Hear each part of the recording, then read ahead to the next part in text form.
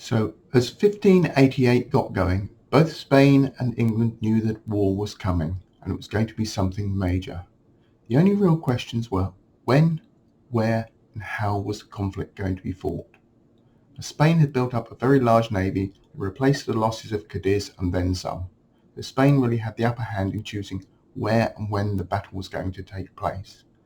Ideally, Spain wished to knock out England with a single major blow. Purely naval victory wouldn't actually achieve that.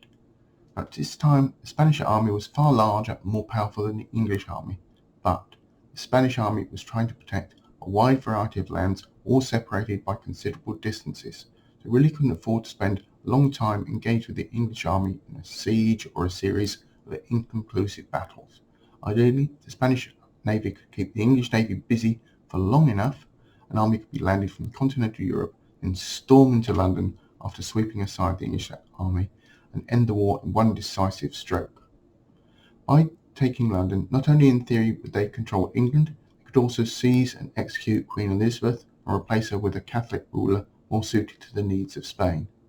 By doing so, they would then prevent further Protestant soldiers being sent from England and engage in fighting in the Netherlands, disrupting Spanish control of those lands. All in all, the plan worked. It had a massive upside for Spain, but it was a long way from the plans on paper to working in reality. While Spain had a very large navy with many new powerful ships in it, being able to stop the English navy interfering with Spain landing a large army in England wasn't going to be easy.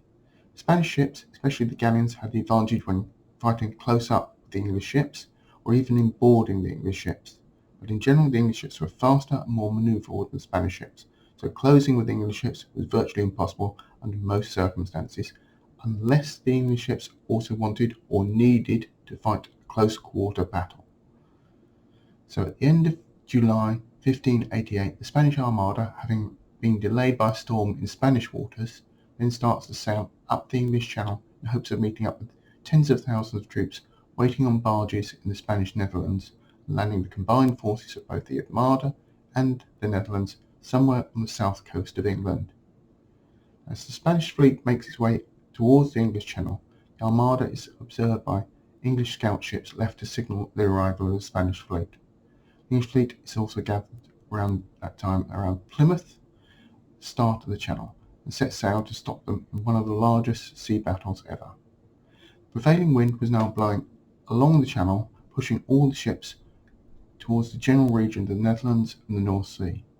The English fleet then attacks against the wind to come at the Spanish fleet from behind them, and to counter this action, the Spanish fleet forms up in a defensive crescent formation, with lighter, faster ships on the edges, more powerful galleons in the centre.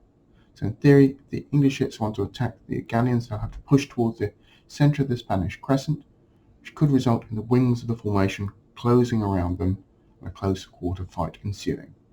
To avoid this, on the first day of the fighting, the English ships mainly content themselves with firing off a few shots at long range, failed to sink any Spanish ships, though they did do some minor damage to some of the sails.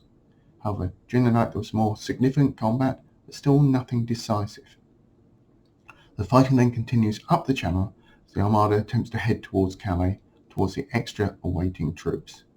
The troops on land have become delayed in part by the actions of the Dutch Republic, who were opposed to Spain. On the English side of the Channel, the English troops marched along the south coast, ready to engage the Spanish troops that came ashore and attempt to force them back into the sea. So the Spanish admiral decided to anchor at Calais and wait for the extra troops to arrive. Drake, in command of the English fleet, however, wasn't prepared to let them wait it out in the safety of Calais, decided to use fireships to flush them out. Not only were these ships set on fire, they were also filled with pitch and brimstone that would potentially explode, setting all the ships in the area on fire. Now, fire has always been feared by wooden sailing ships, but after the action of the English fleet at Cadiz the previous year, the Spanish Armada was more afraid of fire than normal. Fireships then created panic in the Spanish captains as they desperately attempted to get their ships away from the danger of these fireships. Spanish ships were at anchor in an attempt to hold their defensive position, so to move the ships to safety they would normally need to haul the anchors back onto the boats, which is a very time-consuming process. Instead, in the panic, the captains ordered the anchors cables to be cut loose. as the other ships tried to tow the fire ships out of the way. So while no Spanish ships were actually lost to the fire ships, the action broke up the defensive crescent formation, and the lack of anchors later would cause problems. The real battle then began as the English cannon fire proved far more effective than the Spanish were planning a more traditional boarding action than a broadside-to-broadside conflict. The guns weren't actually easy to reload during the battle. While few of the Spanish ships were sunk or captured, nearly all of the Spanish ships suffered damage to their hulls or rigging, as well as casualties to their sailors, leaving many of the soldiers having to attempt to learn how to crew the damaged sailing ships. The Armada was now in trouble. They couldn't return to Calais, as the English fleet was now in their way, though unknown to them, the English fleet was now very low on gunpowder and ammunition. The Spanish fleet potentially could have won a close quarter action, but with wind and confidence was against them. The English fleet then chased the Armada into the North Sea and towards Scotland before then turning back themselves. The Spanish fleet was left with no option but to sail round the top of Scotland, past Ireland, and back down to Spain again. Without the English fleet actively pursuing them, once the Spanish fleet had reached Scotland, it should have been a relatively easy path back home. The Spanish fleet, though, couldn't stop and anchor if the weather turned bad due to the cutting of the cables at Calais. The hulls were also leaking quite badly due to the damage from the battles. Adding to all this, the destruction previous year at Cadiz of the barrel staves meant the ships had fewer barrels than they needed for all the food and water for the men on board, so the ships were running low on supplies. Now, when the Spanish ships did encounter storms, they were in serious trouble. Many of the ships became wrecked off the coast of Scotland and Ireland, the crews drowning and starving. Those that actually did make it alive to shore, then set upon by the locals, found it fairly easy to defeat the Spanish, who were generally in no condition to put up much of a fight. Eventually, a few Spanish ships, what was left of their crews, managed to sail back to Spain, but any thoughts of conquering England had long since disappeared. Destruction of the majority of the Spanish armadas often put down to the storms around the Scottish coasts, and while the storms did do tremendous damage to the fleet, this would have been a misinterpretation of what actually happened.